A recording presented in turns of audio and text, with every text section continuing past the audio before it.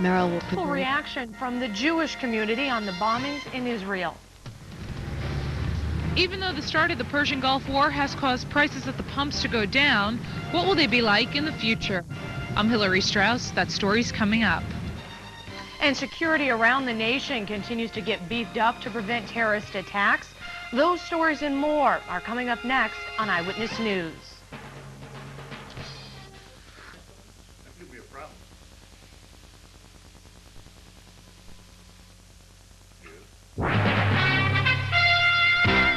This is the WENY Eyewitness News 6 o'clock report. Good evening. Topping Eyewitness News. Israel is still in the spotlight tonight as the war in the Gulf continues. One Elmira man is breathing a sigh of relief after last night's brutal attack on some Israeli cities. Earlier, he was able to contact his father and sister who live in Tel Aviv and survived the first attacks. A block of flats, only what seemed a miracle. I was relieved to hear that they are fine. They kept their spirits high. I understand that my father was a little jocular about those gas masks that they have, and everything seemed to be fine. So far, Israel has not yet retaliated to the attacks, which are aimed mainly at civilians. Only hours before. We have faith in God, and we have confidence in the Israelis that they'll be able to weather this. We hope and pray that there'll be as few casualties as possible, and that the United States and their allied forces will be able to take care of Saddam Hussein. The feeling is that Israel will probably use force if attacked again. The second air raid alarm in Israel took place just hours after the president addressed the nation. During his second speech since the war began, the president said operations are going as planned, but added this will not end soon and Americans must be realistic. There will be losses. There will be obstacles along the way. And war is never cheap or easy. And I say this only because I am somewhat concerned about the initial euphoria in some of the reports and reactions to the first day's developments. No one should doubt or question the ultimate success because we will prevail. The president reiterated the support Americans are showing over Operation Desert Storm. One of the things most affected by the war is gasoline prices. They've been taking a roller coaster ride ever since the Kuwait invasion in August. And as Hillary Strauss reports, predictions about future prices are just as shaky. As the world keeps their eyes on Operation Desert Storm, they're also keeping their eyes on prices at the pumps. Prices soared just after the Iraqi invasion of Kuwait, but now there's a drop. This station just received gasoline priced 3 cents lower per gallon, a trend seen around the country. But consumers shouldn't get too confident just yet. Short term, it's telling the people that we're not going to have a tightening of supply, so don't hold your prices up. But the reason prices aren't up for now is partly because of the U.S. success of air raids during the first night of the war. That caused a record drop of $10 a barrel in oil prices yesterday. Some consumers are cautious. Just because they fluctuate, and when they go up so high, you don't get as much gas, and I don't seem to travel as far, so it seems like it's a bit restricting. And others take it as it comes. It really doesn't affect me too much. I'm here right now because I'm on empty, and that's the reason why I'm filling up. So despite all these predictions, what we're really doing right now is playing a wait-and-see game. A short, victorious war could bring prices down. However, a long, drawn-out war could keep prices high for quite some time. Hillary Strauss, WENY Eyewitness News, Ithaca. In the meantime, one expert on the politics of oil says the world would have been a very dangerous place had Saddam Hussein not only invaded Kuwait but headed into Saudi Arabia as well. He says that would have given the Iraqi leader control of about 50% of the world's oil. If Saddam Hussein and Iraq can control Kuwait, it means they control about 20% of all world reserve, proven reserve. Mm-hmm. And if the scenario goes, if they are able also to influence Saudi Arabia in one form or another, it means that about half of all the world reserve will be under the control of Iraqis. The professor adds that Saddam will probably try to destroy oil fields in Kuwait now because he realizes that he will never win control of them. Well, after last night's Iraqi attack on Israel, the stock market took a downturn. Right now, it appears the war could last some time. And according to a local investment executive, that means bad news for our economy. And that will have an impact on the economy. Plus, you got the whole question about how much money this will cost. They're looking at a huge budget deficit, perhaps around $400 billion this year. And therefore, as this war drags on, and if it goes longer than they expect, it may have some negative effects in terms of the overall budget situation. Local investors say the quicker the Gulf War ends, the better for the economy. And in other ways the war is affecting our area, the Chemung County Sheriff's Office will be short 2 deputies. Sergeant John Pastrick, who many of you may remember as one of the DWI officers, and Sergeant James Cavalluzzi have been called to active duty in the U.S. Army Reserves. Their positions will be covered. With the officers that we have on board that are trained for this DWI program, that it'll be a smooth transaction to have an officer fulfill this, and we will have those slots available for those 2 officers' return, which we hope will be very soon. At this point, we may bring on another officer from the Sheriff's Department to take his place while he's on active duty, or we may fill that position through overtime arrangements. The 2 sergeants will report to the reserve office at 8 tomorrow morning. They will first train new recruits. Still to come on our report this evening, we'll take a look at local precautions against terrorist attacks and a look at a new deadly weapon Elmira police are warning the public about. Those stories and more when we return. To the city. You have heightened security at military installations, government buildings, and other sensitive facilities to guard against terrorist attacks. Even though they are being stingy with details, officials do say they are taking precautions to protect airports, nuclear power plants, courts, government offices, and military bases in light of the war in the Middle East. And airports around the country are still at their highest levels of security. That's because the FAA still has a special mandate in effect requiring extra measures.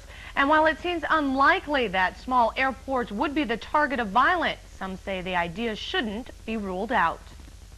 Experience in the past has shown that in airports where security measures are tight, that sometimes terrorists look for easier targets.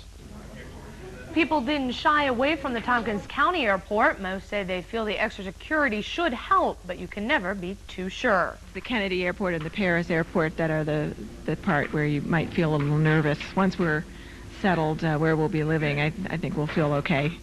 I'm not worried about flying into New York. That's my final destination. I don't think there's going to be a problem. There's pretty well beefed up security there. And so I think, well, it'll be a breeze. I think if I was going someplace far away, I think I'd be pretty nervous about it. Yeah, but I'm not too worried about it. Officials remind anyone traveling not to leave their car within 100 feet of an airport terminal. Meanwhile, 2 buildings at the Rochester Institute of Technology had to be evacuated yesterday after officials received a bomb threat. The Monroe County Sheriff's Department says a person using what sounded like a fake accent called the school, saying a plastic explosive had been placed on campus as a result of the United Nations aggression against the Arab people. In other news this evening, Elmira police are notifying enforcement agencies throughout the area they have found a new and dangerous weapon. It's called a pin gun. It's capable of shooting 1 round and killing someone. They found it last night on a 16-year-old Elmira boy. This young man probably purchased this item on the streets of the city someplace from God only knows who, but we're going to definitely try to find out whom. But we feel that if this kid could get it, being only 16 years old, almost anybody could get their hands on one of these. The teen is facing charges of criminal possession. Police strongly advise if you see a pin gun, you stay away from it and call them immediately. On Wall Street, the stock market advanced again today. The Dow Jones Industrial Average climbed 23 points. Gainers led decliners by 8 to 7. Volume was heavy as 231 million shares changed hands.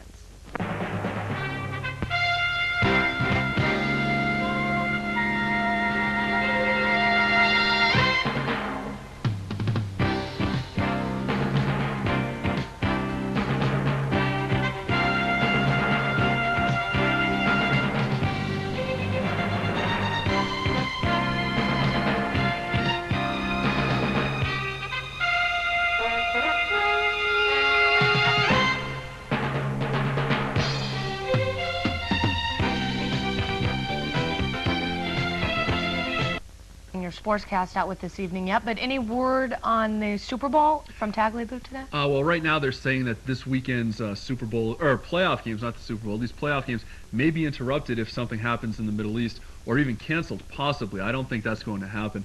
I think it would take something pretty major to even interrupt. Okay, but tonight we do start with a preview of a great matchup. We do. There will be some bad blood over at the Domes tonight as EC hosts Plattsburgh State. The Cardinals knocked EC out of the playoffs last year, but were subsequently put on probation. The Soaring Eagles beat Plattsburgh earlier this year, but they can never have enough wins against this team. Yeah, there's a very bitter memory of playing Plattsburgh. You know, we had a bunch of guys were sick, and they came in here storming because they were off for 2 weeks when they didn't skate. And yeah, we have very bitter memories playing against them. They tried to check us, try to keep us off the scoreboard, and helped out their defense in the goaltending. And it went good for them for a while, and then we kind of opened up in the third period and finally took advantage of our breaks. Face-off is at 7:30 and we'll have highlights tonight at 11. A first-place showdown in girls basketball tonight. Undefeated Horseheads host EFA, and when you talk about the Blue Raiders, you have to start with Sandy Lamoureux. EFA has been on a roll lately. They haven't lost since they played Horseheads earlier in the year, but the game plan is certainly focused around number 52. You don't stop her. I think she's proven that over the last couple or 3 years. I think what you have to try and do is to control her and hope she doesn't score 40 or 45 points on you. I just hope that I can do something, you know. She's awesome. I just hope I can try and stop her a little bit. The Blue Devils haven't lost since playing Horseheads in December, as I said. Christy Spaziani has been the pace setter for their success. I think we'll have more success if we run a faster game. Try, because it's a smaller court, try and get down there, get the shots really easy so Sandy doesn't have time to set up and, you know, start guarding us. A taste of golf now for the all-sports banquet. New LPGA Commissioner Charles Meekum is the latest speaker on the dais. Meekum took over last month, replacing the embattled Bill Blue. This will be his first visit to the area before the Corning Classic. The banquet, of course, January 28th.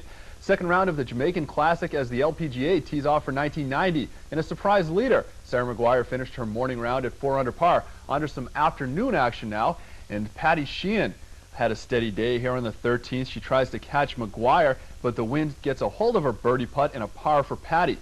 Here's a Corning favorite, Tammy Green. She just misses the bird here and stays at 3 over par. There's Sheehan's best friend. The putter would keep her close all day. The runner-up for Player of the Year in 1990 is just wide on this one. She closes one shot back at 3 under par. Talk about a tough lie. Check out Green. Hey, Mon, watch out for the tree. Tammy finishes 4 over par. Play continues tomorrow. Big Ben is back. Tonight marks Ben Johnson's first track meet in the United States since 1988.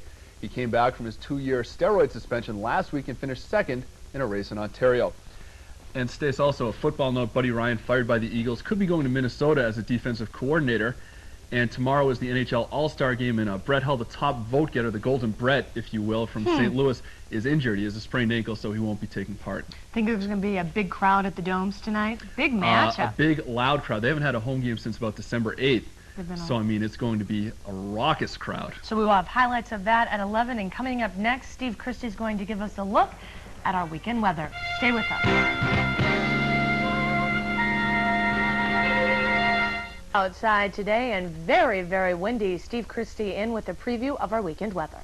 Yeah, right, Stace. Those persistent west winds, I mean, just buffeting the area. And right now, throughout the night and probably for a while tomorrow morning. And a word to the wise, if you're driving in this direction, it's going to be some heavy flurry and squall activity on the lee shores of Lakes Erie and Ontario, especially right now, Ontario. But down here in southern Erie County, they're talking about 3, 4, 5, 6 inches of an accumulation. So the roads are going to be real slick. Visibility is going to be down to nothing. And it's going to be a nasty night as far as wind chill around here. Now, this cold front's going to blast through the area very rapidly. Then a couple of unique things are going to happen. Got a lot of rain down here, in excess of 3 inches, and they're talking about possibly 4 to 5 inches throughout the Gulf states here before this whole thing is moving in a northeasterly direction. Now, 2 things are going to happen. First of all, this low with an associated warm front going to breeze through our area very rapidly, and these things are going to happen one after another real quick this weekend. So tomorrow, Saturday, I'll give you maybe a morning flurry giving way to partial sun in the afternoon, a lot of sunshine in the afternoon, I'll say that, and I'll give you a high of at least 35, maybe this close to 40 degrees for tomorrow afternoon. Now, right on the heels of that, that low put it just about here tomorrow night. And when that cold front starts to come through the area, this moisture down here is slowly going to start to move into our area. So Sunday should be a relatively good day in the morning. By afternoon toward the Buffalo Bills football game, you'll see some rain in the air, not snow. Right now they're projecting it will start as rain with a daytime high somewhere around the 40-degree mark by Sunday afternoon. Then by Sunday late in the afternoon or Sunday night, whole thing changes to snow, and this is going to start to creep ever so closer. And if all projections are right, I mean some really colder air in back of this low-pressure system is going to mix with this moisture, so Monday could turn out to be very white. Numbers for tonight and the weekend, first of all, viewed on the satellite, and they're down in the Gulf of Mexico. Now, there's your two factors. There's that moisture in the Gulf, and way up above Montana, and I mean some colder air by Tuesday afternoon. I would say this is just a guess on my part, but you're lucky if you see 20 to 25 degrees as a maximum here throughout the southern tier. So it's going to be a real cold week next week, and it's all going to begin on Sunday afternoon, late in the afternoon, and Sunday night. And by Monday, we could be awfully white around here if all factions come together the way they're projected to do so. And I would say everybody is there. It's the way it's supposed to be. We've got the cold up north and the moisture in the Gulf of Mexico. Both move in a favorable direction toward our area. That means the weather's going to be very unfavorable unless you like a lot of snow. And that's what we could receive on Monday afternoon, or Monday morning for that matter. Okay, now there's the colder air way over Montana, not where you see the current, but see it way over Montana, and you'll see by tomorrow how fast that actually moves into the area. There's that low just about north South Carolina bordering into Minnesota, and there's all that moisture in the Gulf of Mexico. Now by tomorrow afternoon, see how fast all that's coming together. We'll be under the influence of that warm front tomorrow, so I'll give you a nice looking day tomorrow and a lot of sunshine, and then by Sunday we could get wet and then white by Sunday night and Monday morning. Sunrise today, and there's your high and low, 36 for a 28, barometer on the rise, humidity of 59%, and the wind's still out of the west, and they're gusting up to 33 miles an hour. So once again, if you're driving on the lee shores of Lake Erie in Ontario tonight or tomorrow morning, it's going to be nasty up there with lake effect. And the area temperatures between Binghamton and Savona, generally cloudy and windy, and there's the temperature we had just a little while ago. Your forecast for the weekend, variably cloudy, occasional flurries tonight, no big deal. Wind's going to be the thing out of the west at about 10-20 miles per hour with an overnight low down about 20 degrees. Then tomorrow, Saturday, if you're out and about, it's going to be a nice day tomorrow. Morning flurries give way to sunny skies by the afternoon, and take a look at a 35 or 40 degree reading for tomorrow. I'd say more like 40, especially with the southwest winds we'll experience tomorrow. That wind shift is going to turn right around.